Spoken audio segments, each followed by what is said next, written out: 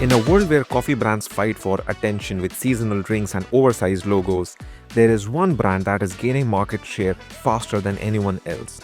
We're talking about Arabica. Arabica has expanded to 150 stores across 18 plus countries, including cities like Tokyo, Dubai, Paris, and New York.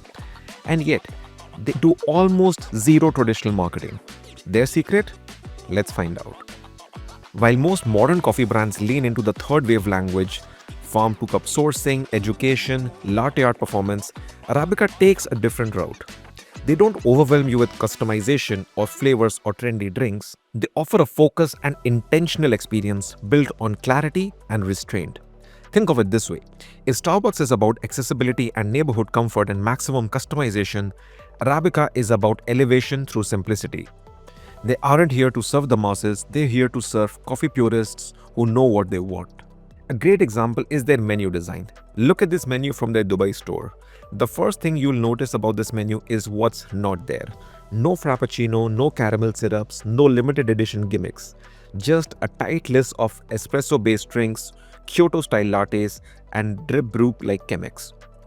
Even the others category includes matcha, juice, and lemonade that is stripped down to its essentials. And that's where the simplicity is. You can choose between blend, single origin, or even some rare geisha beans, with prices ranging from 17 dirhams or $40 to 135 dirhams or $36. That's not mass market pricing. That's a clear signal. You're here for the quality, not for quantity. Stepping into Arabica store feels like entering a concept gallery or a luxury tech showroom. White spaces, clean lines, custom-made espresso machines, and very soft lighting. This is the Apple Store of coffee. Every detail is designed to slow you down and elevate the ritual of your drink. The space doesn't distract, it centers the coffee. And in an era of overstimulation, that becomes a reason to come back. I distinctly remember the first time I went to Arabica. It was in one of the malls in Dubai. And the interesting thing was when I looked at their menu, it was just a one-pager leaflet almost, which for the first time I could see had different blends as well. For example, single origin, blend, all of that. And the interesting thing was that they don't have any sort of like non-coffee drinks, like that sort of like sugary side of a cafe, which Starbucks usually thrives on with the frappuccinos and cool secret Starbucks menu, all of that. So that's a very interesting thing to notice when I came to Arabica. And at that glance, I could tell that, okay, this is not a place where I can actually bring my family because I'm a coffee drinker. I'm like very particular about the type of coffee I drink, but other people might not be.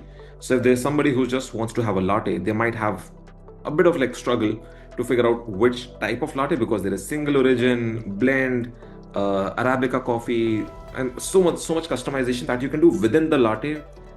And yeah, it just gets you to make your own coffee the way you like it, but still with a bottom line that okay, it would still be from a standpoint of pure coffee and no frills like frappuccino and all. So from the time that you step into an Arabica store, it's crazy because you would not imagine a company to have their logo as the percentage symbol, which is something that they have. So I was firstly confused that, oh, it must be like an electronics brand because from a distance you see all white with a massive percentage logo there.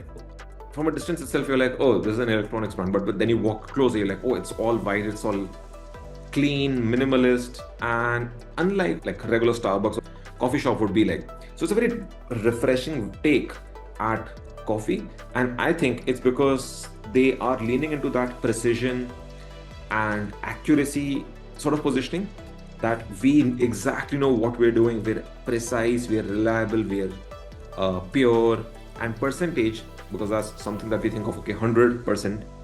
I think that's where the percentage angle leans into it. So yeah, I'm really a big fan of what they've done with their interiors. But it's not all rainbows and sunshine for Arabica.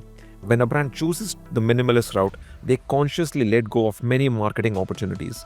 No influencer marketing campaign, no brand collaboration, no menu overhauls, not just now, but even in the future. This makes tapping into a new country or user demographic much more difficult.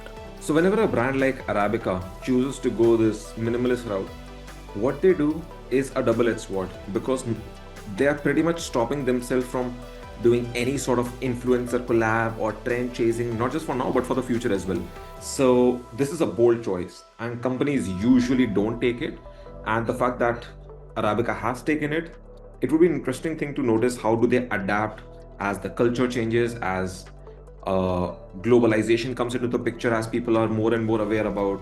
One thing which we see big brands do is try to latch on to trends, like McDonald's launching a separate Happy Meal menu for Travis Scott, Starbucks collaborating with Frozen, and so on. So there are these franchises that collaborate with each other to reach a completely new demographic.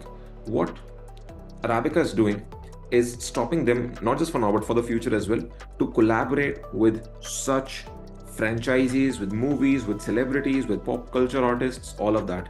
So it becomes a double-edged sword. On one hand, they can still retain that coffee purist that, see, we are still your reliable go-to brand for great tasting coffee, but it also makes them difficult, like makes it very difficult for them to penetrate into newer markets and newer demographics.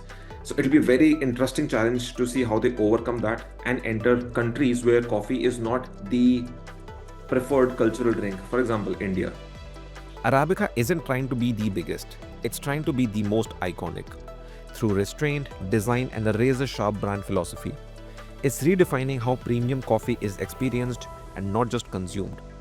The next chapter for them will depend on how they balance purity with emotions, aesthetics, as well as ethics. Because in the end, the best coffee brands aren't just memorable for how they look, they're remembered for how they made you feel.